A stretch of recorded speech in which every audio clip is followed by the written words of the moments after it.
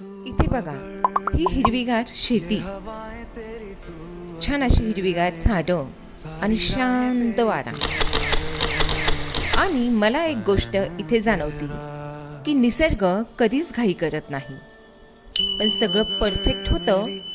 पण आपण परफेक्ट असतो का?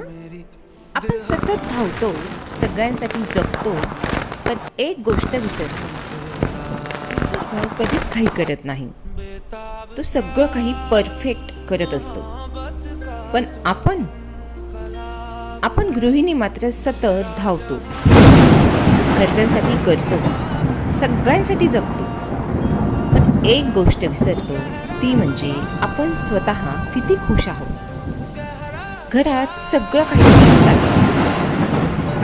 फुल video link in comment section and description in box.